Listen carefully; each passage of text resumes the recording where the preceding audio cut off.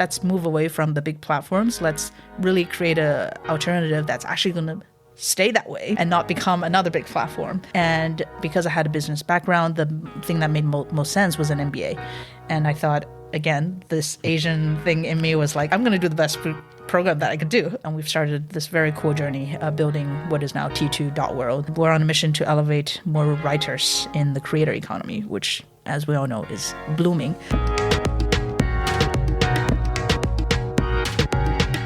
Today on the podcast, we have Sammi Wei, who's a co-founder and COO of t2.World. They're elevating writers in the creator economy. Sammy's got a really interesting journey, having been born and raised in rural China before moving across to Canada and going into finance, but then pivoting into the art space, really enjoying that world, and along that journey discovering Web3, deciding she wanted to learn more, coming across to the UK, going for a degree at Oxford, doing her MBA, where she discovered a white paper that led to what she's doing today. So it's a really interesting journey that's quite different to what you might have heard before. And we're the Bay HQ, I'm Amma, and this podcast is powered by HSBC Innovation Banking. So, Sam, you've done incredible work so far throughout your career, but you started from somewhere, right? So when you were a kid, what did you dream about? What was your ambition? I wanted to be a painter. And I laugh because it was a laughable idea. Growing up actually, a lot of people don't know this, but I grew up in a very much working class family in a very small town in China. I think half my family didn't even have like what was called urban status. So they were from rural farming families. And so we definitely had no painters in our family. We had some people who were, very much excelling in whatever field they were in, but it was not painting or art or anything like that. But my parents were very on board with that, actually. My dad actually used to he was really into calligraphy. So that was really a cool thing to see in that part of China, that in that kind of working class environment. I never really got to be a painter, obviously. I think it was maybe 1 year into art classes. My mother actually saved some of the watercolors that I did from back then. It's one of the 2 pieces of artifacts that she has from my childhood. So one watercolor of a mouse, I think. And she said it was very impressive for whatever age I was. But I gave up when all my friends were like, oh, why are you going to art classes? It doesn't make a whole lot of sense. And I cared about their opinions then. So however old we were, 5 or 6 or 7, I don't know. Was it at 5 or 6 or 7? That's what you gave up on that dream there? Yeah. What then happened as you went through your teenage years? What were you then looking at as a potential career? Well, teenage years. Career-wise, I think from very early on, I was... a lot of people in my family, this was a very special period in China when it became a possibility to work outside of the state system. So the open market, so they call it, or partially open market. And so a lot of my family members went into business of all sorts. So that was always interesting. They like family talk conversations was very much business, but I found it all super interesting. And most of them traveled a lot because there were a lot of sales activity happening all across the country. My father himself, he traveled a lot. So that was always, I think, quite adventurous to me. Did you then go and study at university? Yes. So I studied, I think my undergrad degree was a double major in real estate and finance. Simply because finance was the most challenging to get into at the university, at UBC, in terms of business school degrees. So I wanted to do the best program, whatever that meant. I never did pursue a career in finance. So is that from a personal pride perspective? I want to get into the hardest course. I don't know if it was, and I think all the Asians would relate to this. It wasn't so much personal pride, it was familial pride. Yeah. So because obviously you grew up in China and then you went to university in Canada. Yes. What was that decision like? Was it something which was quite easy for you to change countries or? Sorry, no, actually I did move so my family moved to Canada when we were 10. So that was, that was much easier than what I then witnessed, a lot of immigrants coming in when their children were, very much in their late teens.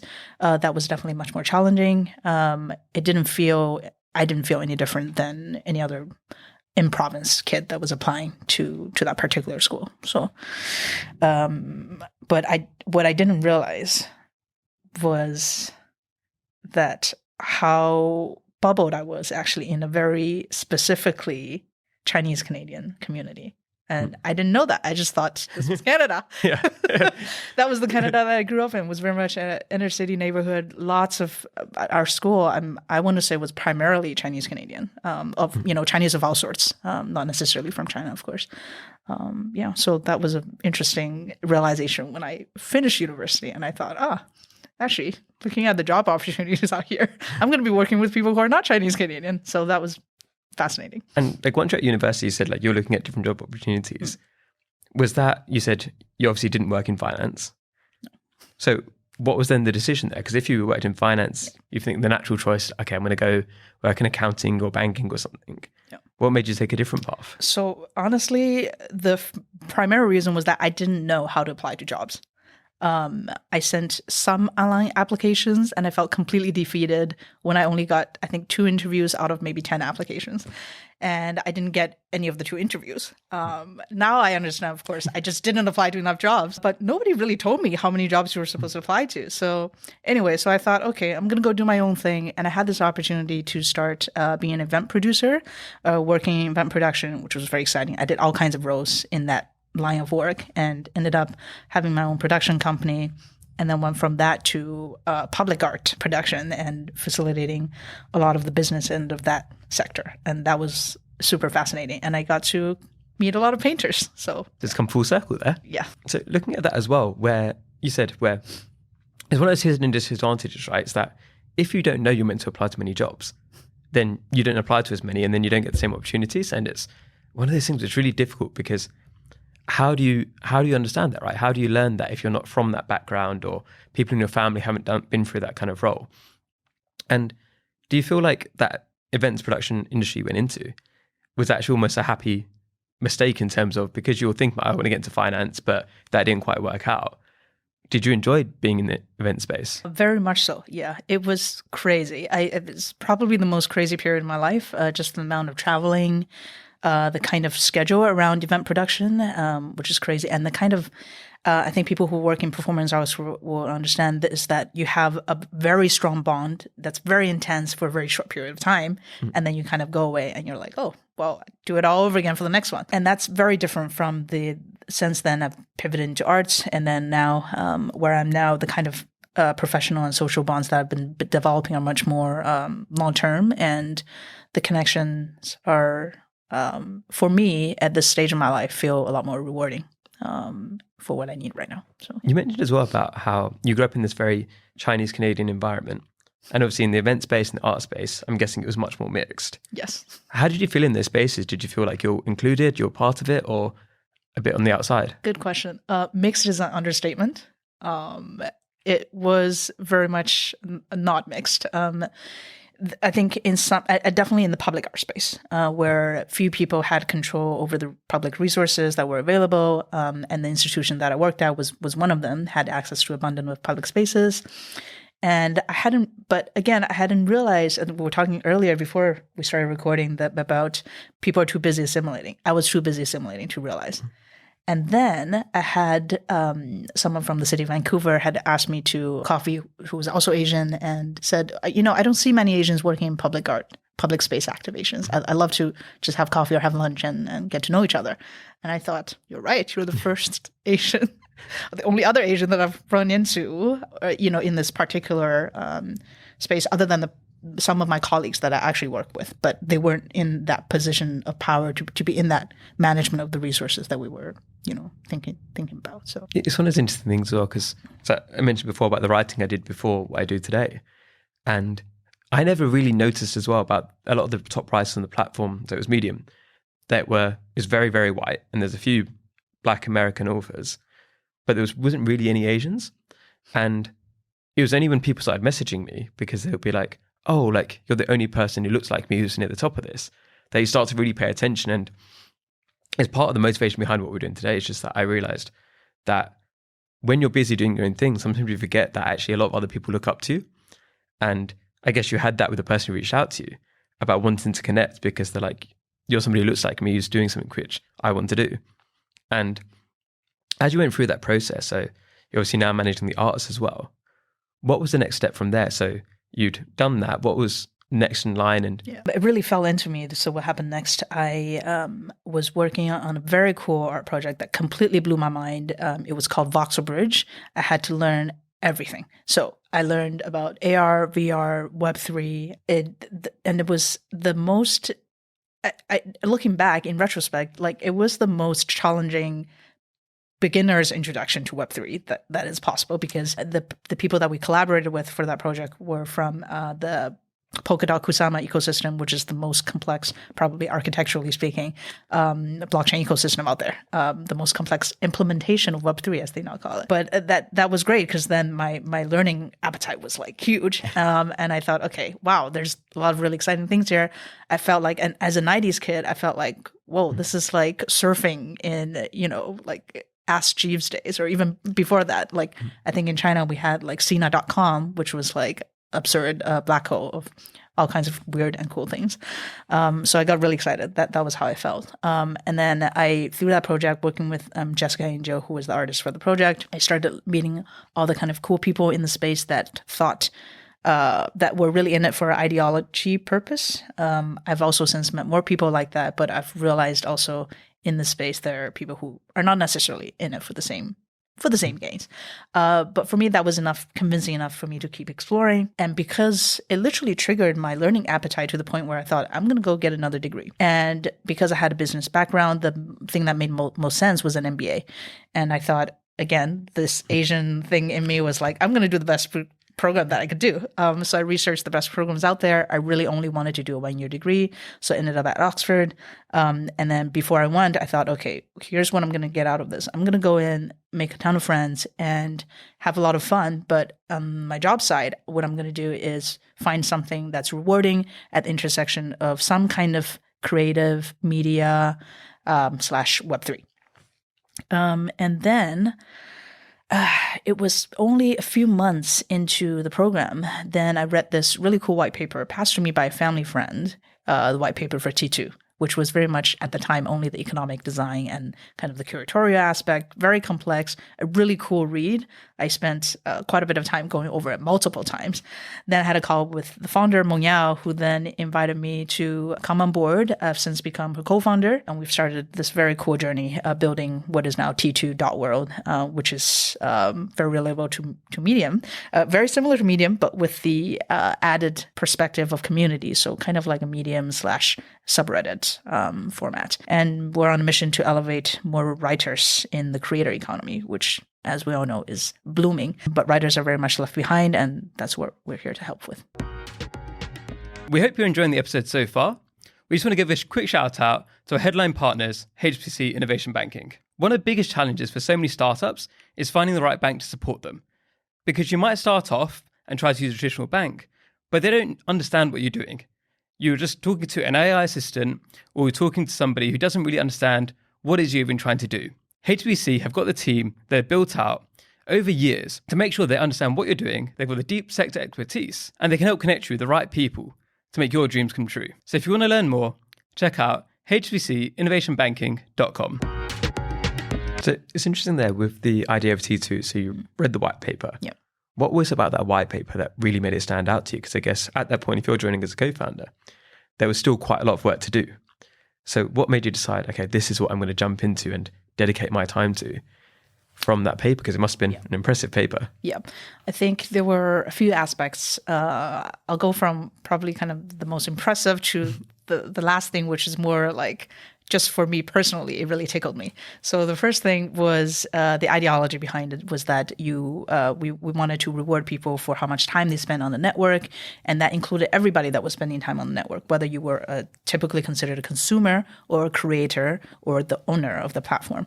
But everyone was treated equal just based on how much time they were spending and how much work they were putting in. So that was very cool for me. A bit of a utopia, but we're trying to figure out how to make it work in the real world.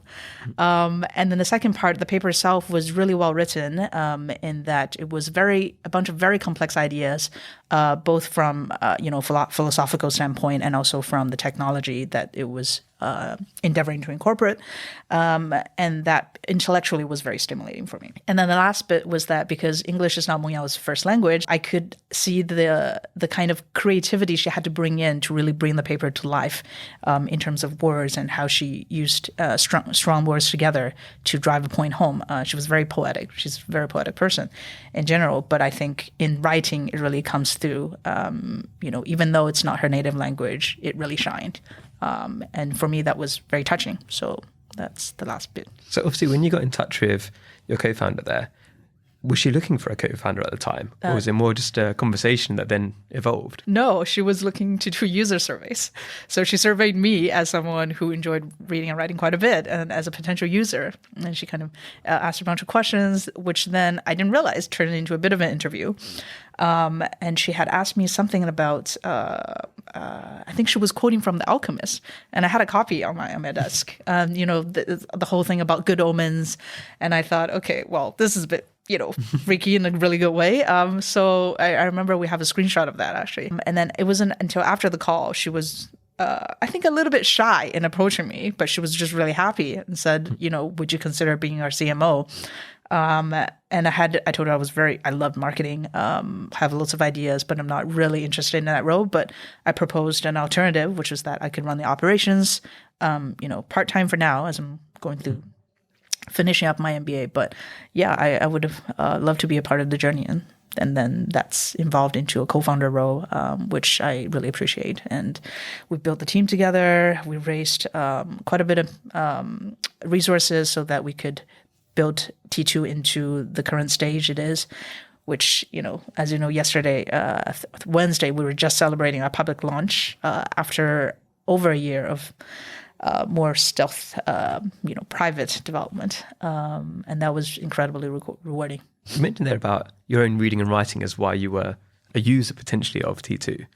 What was that about for yourself? Like, what were you writing about? At the time, I was working on an extended family biography. I realized that thankfully in our, I guess, female line in my ancestry, my great-grandmother, my grandmother, both my grandmothers, my great-grandmother on the maternal side and my great-great-grandmother were both lived quite full and long lives. And so as a result, the extended family gathered quite frequently when they were still alive. And even to this day, we stay in touch precisely because our common ancestors lived long enough for us to be in the same room. So that was very cool. And there are just these incredible wild stories from each of their lives, and in a very particular time in Chinese history, I think, where people were kind of going from this, well, are we communists, or what is happening? Oh, wait, the market is opening up. And people's entire, I still see a lot of people in my family who don't really understand how the modern world works because they grew up being told that communism is the way. And even so, that's very confusing to them, even though society has pivoted greatly and politically, of course. Yeah. It's really interesting as well. And do you think that story resonated with your co-founder too?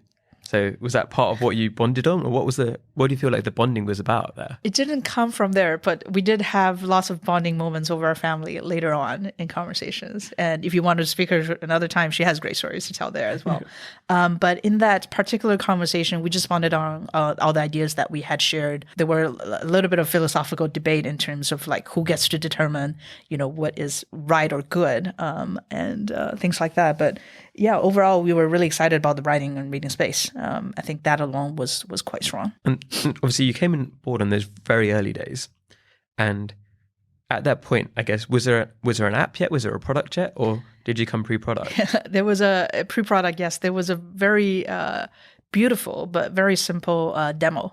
And actually, it was very cool. So she created an abstract of the white paper, then used that to demo the reading experience that she had envisioned. The app now looks completely different, of course. But it's been an incredible journey. What were those first steps of trying to make this reality from that white paper and that dream and that philosophy to God. let's make something which people can actually use. Yeah. I remember there was, in the beginning, we spent a lot of effort in research. We spent a lot of work creating this yellow paper that we never published, mostly because we've pivoted away from that kind of research-oriented route and into, well, let's actually throw something out there for people to play with and break and experiment with and create chaos and see what happens. So we're very much focused on having a product mind. We've gone through quite a few product managers in that process because we didn't know what we were looking for in a product manager. Mongyao actually has an architect / design background, so she herself approached this from a very let's design things that solve people's problems. That was her approach, which is great. I don't have any product experience. I've had to upskill quite a bit to be able to have those product conversations. I think I would highlight one major pivot, which is that in the white paper we only very much talked about curation of content. Let's curate the whole internet. Let's figure out a way to align incentives of how people use the internet so that we're getting the best content possible for every individual. And then, of course, we realized, well, actually, people didn't have as much of a problem with curation, or at least that wasn't really the incentives that we had in mind. Maybe weren't enough to curate, so to speak, because again, who are we to judge, or who is anyone to judge? Really, it's more about what appeals to an individual the most and what that niche interest might bond with other people who might want to come into that. So that's when the community aspect really pivoted from curation to just let's create a lot of interesting stuff in this particular very niche topic that we're interested in.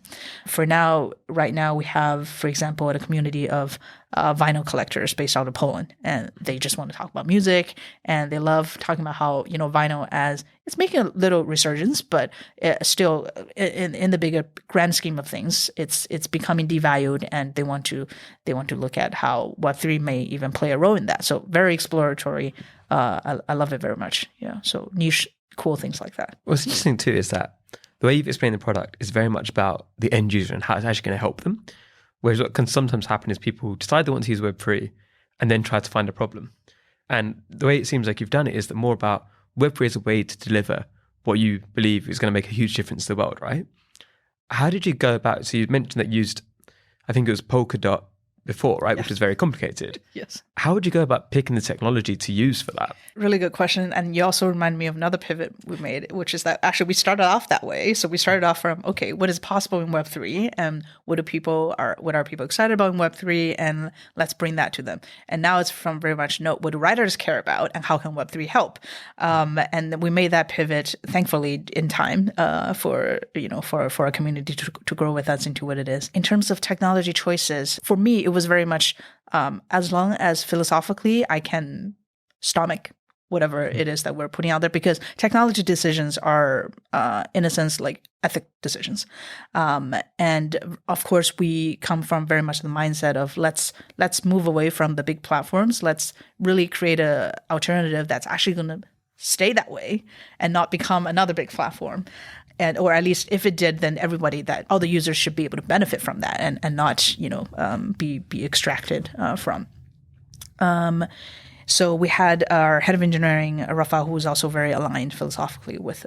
So between the three of us, we made those decisions, and along with we aligned ourselves with some really cool tech partners. And yeah, I would say the first layer is probably ideology. And then the second layer came to how fast they were able to respond to our user needs with us. So for example, our wallet or login partner, Privy, were very much aligned on bringing, making this technology very accessible to the masses. So that's the ideology alignment. And then number two, they were extremely responsive to, and I said, our users need this. And they were able to prioritize and develop accordingly. So those two criteria were probably the most important. As you mentioned, there was the launch on Wednesday. Yes. And you'd had quite a journey to get to that launch. And what's interesting, I think, too, is that sometimes people worry about when do they do private beta versus when do they make it public. And what made it like now is the right time for this to be public and people listening right now to be able to download and get involved? It's really down to the circumstance of the particular product and the community. For us, we wanted to have a solid early community that we trusted, who understood our mission, who wouldn't be distracted by kind of what's meta or what's trending. And we very much got that. So that was great. And they were able to tell us then very honestly and truthfully what it is that they thought were working and what didn't work. And for us, it was important because we had so many unanswered questions. We had investors that were challenging us at every turn, which is great, pushing us to really get to the core of the problem and the unique solutions that we're able to bring. And we wouldn't have been able to do that as much, I think, in a public sphere where there would just be more opinions from people who were less aligned with what we actually wanted. And I think it would have been really difficult for us to actually shut off that noise if we actually made ourselves public in that space. It did take much longer than we thought. We thought we would be in maybe private testing for 3 months or so, and then we would go public. 3 months was not enough. We didn't have the insights that we needed. We were not developing fast enough to deliver what we wanted to deliver. So that in the end, that's just what it took. It's one of the challenges for us. I was smiling as you said that as well, because we have a lot of people who want to give us advice, and it's trying to understand the core mission and what's the alignment of why we're doing what we're doing. And if people, like you said, don't really understand that or aren't in the same alignment, then they can try to give advice or they try to give you feedback, which doesn't really relate to what you actually want to do. And there's an element of listening to feedback, but also making sure that you're not building a product for a niche that you're not, like I said, mission driven and aligned to as well. And one thing that's really interesting, I think, as well, is that you were able to raise funding before going public and before having a wide user base. What do you think about the product or about the company enabled you to do that? So I think a lot of that is because we had, in our early days of fundraising, which was quite incredible, we went through an accelerator called Open Web Collective, and they were able to facilitate conversations for us with investors afterwards that were very effective. And early on, we had great momentum just from signing on 2 co-leads very early, both of whom were very aligned with us just in terms of ideology. And it was so strong. And I think in Web3, that's the cool thing, is the ideology is so strong. It really powers people to make decisions and take risks that maybe they otherwise wouldn't have, that I know that VCs have their calculations, their models, and whatever it is that probably may tell a different story for such an early stage company. And we were very fortunate to have that momentum from the co-leads. And then after that, it's much easier to convince the smaller checks to come in. But even then, we held out until we made sure that every single person that signed on to invest to back us were in it for the long haul, wanted to support us on this mission, and we were able to, including a very incredible writer himself, Mario Gabriel, who has a really good newsletter about tech, but with a creative angle as well. I really love that work. As you mentioned, you're just on the public launch now. Yeah. What have you enjoyed most about this journey? What's the bit that, because it's obviously new for you in some ways, being a co-founder of like a tech company, and you were in the art space before. What's been the best part of this? Like, what have you loved the most? Don't know about the best part. I'll start talking about the things that I love, and then maybe I'll land on the best part. I was surprised at the party the other day that people were congratulating me. I don't know. It sounds silly, but I don't know why I was surprised. I just thought, oh, well, we've been doing, a lot of cool things for the whole year, and this is just a little opening. It wasn't really. And then I didn't realize people actually from the outside, no, it was such a big deal, and people wanted to be happy for us. And I thought, okay, I'm gonna let people be happy for me because I should be happy for me. I should be happy for the whole team. And I had a lot of gratitude in that moment. So that was definitely, and it's still fresh on my mind. So definitely one of my top moments. Otherwise, I've really enjoyed. So I didn't meet most of the team in person until in June 2023. So we had our first team offsite. So that was the first time meeting the whole entire team, almost the entire team. We had one person missing, very sad. And we went, I physically tortured everyone. So I designed the itinerary. I said, okay, we're going to go hiking, then we're going to go surfing. Yeah. And people didn't love the hike so much, and they had trouble. A lot of people had trouble surfing, but everybody loved it in the end. And it was a great experience. And I remember, and that was in Cornwall. So I could not have asked for more appropriate place, also very romantic for lots of writers in English literature, certainly. So, and then if you could give yourself one piece of advice from like what you know today, and if you could have told yourself that when you started and shortcut some of that learning because you already knew it when you started, what would that be? So many things. I guess I saw there's a Instagrammer that I follow who is a health advocate, and he's very cool, very queer. And he says you're not going to be called to have a dream that you don't have the capacity within you to fulfill. And I wish it's literally from that. In my upbringing, there was not a whole lot of encouragement. There was a lot of shaming, downputting of big dreams. People didn't want big dreams. People wanted realistic, realistic, pragmatic. And I pride myself on my pragmatism, but I wish I had been a dreamer earlier. I mean, I was a dreamer at 6 years old. Yeah. Then I wasn't. So yeah, I wish I had held on to that. So that's definitely one. And then the other thing was to embrace myself and that comes from what I was saying earlier about emotional intelligence and yeah, just life, as a long lifelong journey learning. Emotional intelligence has been probably the most piece of learning or topic of learning that's been the most rewarding, and I wish I would have embraced that earlier. So you just mentioned about being a dreamer.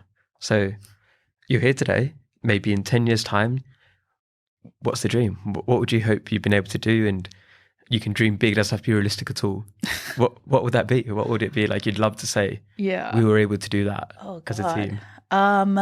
For T2, okay.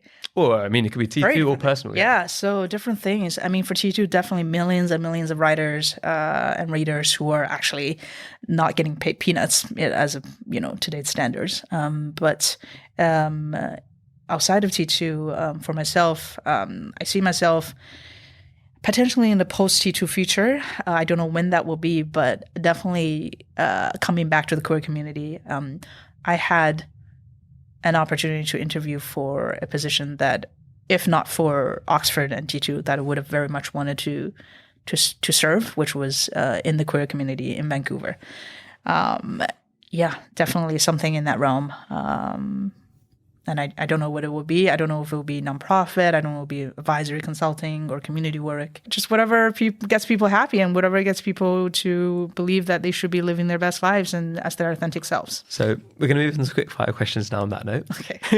So the first one is, who are 3 British Asians or Asians in Britain that you'd love to shout out because you think they're doing incredible work? Yeah. Number one of my closest friends, Ming Huan, an incredible poet. I've been very fortunate to witness their growth in that realm. And Jaren So, of course, the co-founder of Voda. Full disclaimer, I'm an angel investor in Voda. It's a mental health app specifically for the queer community, so I very much endorse it. Wonderful product, wonderful team. And then my other friend, you can find her as Pat W on LinkedIn. She is doing incredible work in most recently now in the music industry. So look her up as well. Awesome. And then how can the listeners today find out more about you, find out more about T2 and what you're up to? I love a good old LinkedIn post. So definitely find me on LinkedIn. I'm also on Twitter and Lens, of course, which is the Web3 social. T2, of course. I love writing on T2. Yeah. So, well, I'm getting there. So everything that I write on T2, I distribute through my other social networks. So I'm sure that if you follow me anywhere else, you'll find my writings on T2. And then people can just go to the app stores to download T2, or where can they find that? Great question. So no, we're not we're a web app, so you can just find us at t2.world. Nice and easy. And if you do t2.world /FWW, we are running an incredible writing challenge that's called Friends Who Write. So sign up with some friends. The prize pool is just about £10,000, which I think is an incredible opportunity to improve your writing skills. We've got workshops, we've got social events, expand your network, and win some prizes. And is there any way that the listeners today could help you or help T2? Definitely spread the word, whether it's about, T2 going public, any writers or readers that we are still, even though we've gone public, we're still very much open to feedback. We want to build with our community. So any feedback that you have from the experience, whether it's, bug reports, just DM me, or it's things like I've got an idea for a new community, or I've got an idea for a new writer or a new feature, something that's really cool that I really want to use, bring it on. We want to incorporate them as soon as we can. And or that or the writing challenge itself. So very cool for writers of any stage in their career. So thank you so much for coming on today, and it's been really interesting to hear your journey and all the different pivots along that way. Have you got any final words for the audience today? Ooh, I think I used my final words earlier because you had a great cue for me. But if whether you're, British, Asian, any kind of professional or entrepreneur, I think be on the lookout for each other. That sense of community. I appreciate being here with the Bay. I was saying earlier, sometimes we forget how hard we are trying to be assimilating every day, and it's really nice to be in a space where you can safely be consciously aware of your Asian identity and be really proud of that. I'm very new to the UK. It's just 2.5 years now and only 6 months in London. So if you're new-ish, I even though I don't know what it's fully like to be British Asian yet, but I do know what it's like to be an Asian immigrant in a Western country. And I think that support network will go a long way. And don't stop. Thank you for watching. Don't forget to subscribe. See you next time.